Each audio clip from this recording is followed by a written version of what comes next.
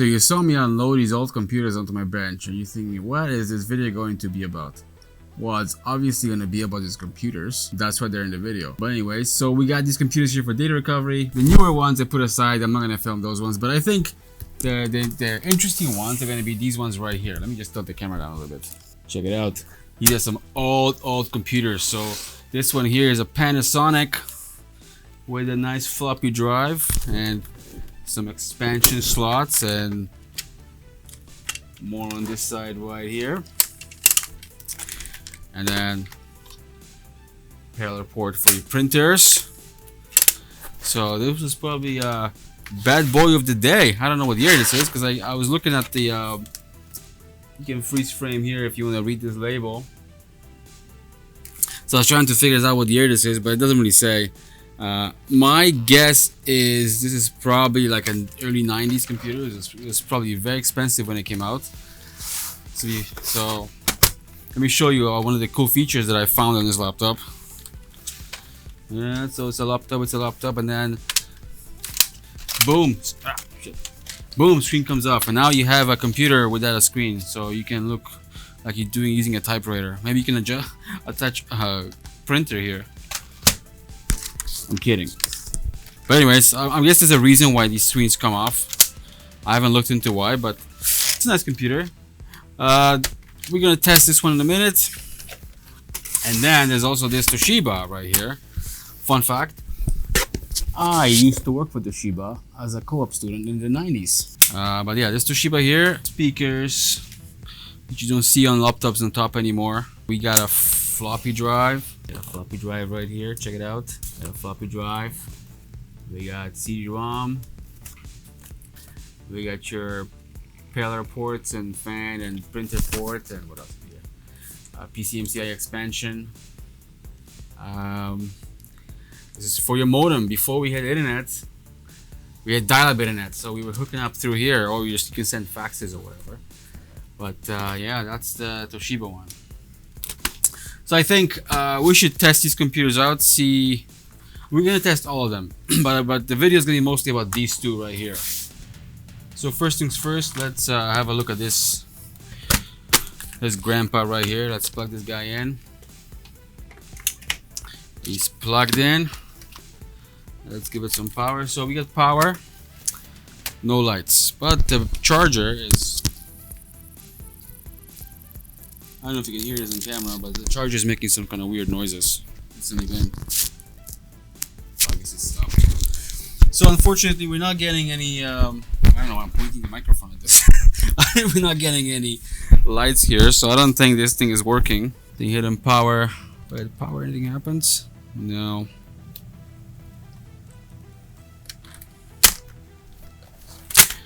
I already checked the power cord with multimeter, and it does pull amperage.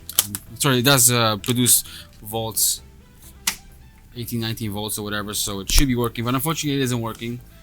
So let's get rid of this charger. Let's open this bad boy up. So all we care really for, all we really care for is the hard drive. We don't care about the battery. I mean, there's a good chance that the battery is the culprit why this thing is not working, but it's most likely the reason why it's not working. But so like I said, we don't care for the battery, but we do care about this drive. Let's see if we can unplug it here. So we get the drive out. Let's put this guy aside. Let's put this aside.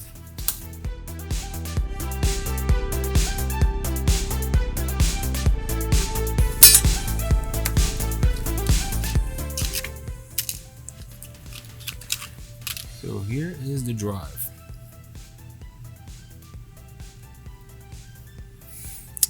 I don't know, I gotta be honest, I haven't seen IDE drive this old in this format, so it's 2.5 inch. I have never seen them that small. I mean, I've seen them. I've seen the normal IDE drives like that, but I've never seen this old format. How big is this guy? Gives you parameters, doesn't give you the size. I'm guessing HDD 200. It's 200 megabytes. So it's pretty small. I think we should plug it into PC3000 and see if we can read it. Okay, so let's take this drive over to PC3000. And here we are. Let's get this cable plugged in and see if it works. Okay, well, I'm gonna put the microphone right here so we can hear it, and we're gonna hit power. We got power. And here we go, 200 megabytes showed up in PC3000, but we're gonna go through data extractor. I'm gonna extract the data, and here we go. Here is the data from this drive. So that case is pretty much done. Ideally, I'd like to fix this, but I don't know if I'm gonna want to waste time on this because I have other things to do here, unfortunately. So let's get to the Toshiba. So before we get to the Toshiba, let's see what else we got here. Let me move this guy out of the way. Man, this thing's heavy. This thing is really heavy. It's like a weapon. I'm serious. You can, if you're getting robbed, you can just smack them with this thing and knock their lights out. Actually, when I worked for Toshiba, I worked there as a co-op student in high school. So this is like mid-90s. So I remember working on older ones that are running Windows 95 and 96. No, this wasn't Windows 96. So Windows 95. What was the one after? I don't think it was Windows 98. It was something in between. But anyways, I don't remember. But I remember working for them. We worked on much older ones. They were really expensive back then. I mean, to buy a laptop back in those days, it was like $5,000–6,000. I mean, MacBooks are that expensive right now, but you know, you can't really compare. But back in the day, just any laptop would cost that much money, which was crazy.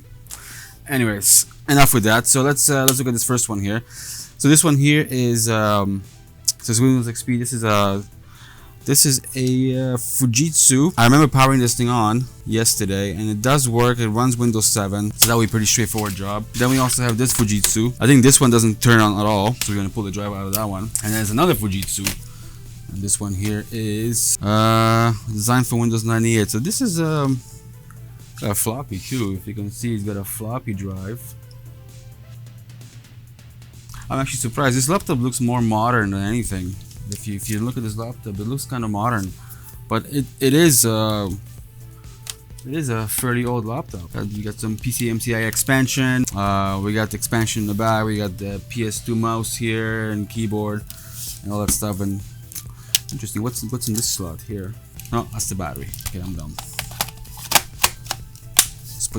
So I'm guessing the drive will be here somewhere. I'm actually interested to see what kind of drive this is. So let's remove this drive from this computer. Just for the.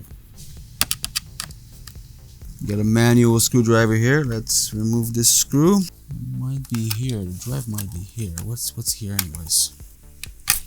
Aha, here we go. So we get the drive out. Okay, so here we go. It is a 16 gigs, 60 gigs, or 30 gigs. I think it's a 30 gig IDE. There's the drive. Yeah, we rarely get these old IDE drives in here anymore. But yeah, so we will deal with that in a minute off video, because this is not the video it's going to be about. It won't be about these computers. And then there's one more system. Just put it aside here. And there's this system. This is the Asus. This one's got a smashed screen. Well, the screen is not smashed. It's actually off its hinges. So let's see if this thing works. Yeah, the light is on. I can see it. Oh, here we go. I'm actually blown away that this laptop works. Yeah, this computer is i7 NVIDIA GeForce, a whole gig. Wow, amazing. What kind of drive is having it? Well, I was sure it's gonna be M2 SSD, but it actually sounds like it's got a regular hard drive inside. Well, I guess you can tell by the slow loading. Okay, we'll put this guy aside. So let's get to the Toshiba now.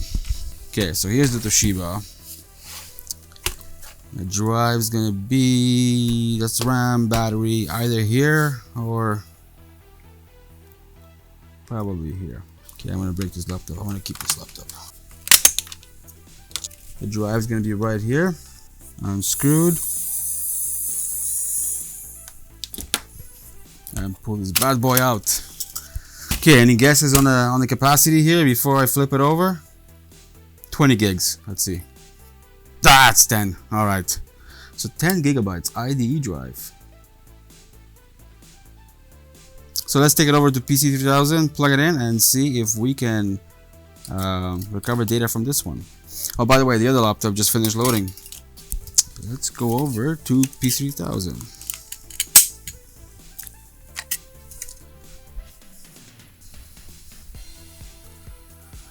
So let's see if the drive works. Let's put a microphone right next to it. Here we go.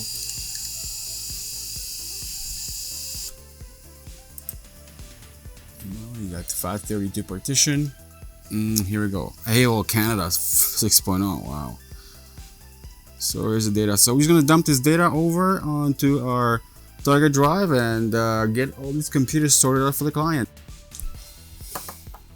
So yeah, that'll be it for this video. Obviously, just a little vintage data recovery. We do get these vintage computers here once in a while. I love working on these because there's always something different. Sometimes if you're doing the same thing over and over, you kind of get bored, right? So if you get these weird cases that come in here, keeps the job a little more interesting, I guess. So thanks for watching. See you in the next video. Make sure you subscribe and like and comment below on the videos. You know, any comment helps the algorithm. Definitely and helps the channel. It doesn't cost you anything. Just leaving a simple comment really does help a lot. I'll see you in the next video.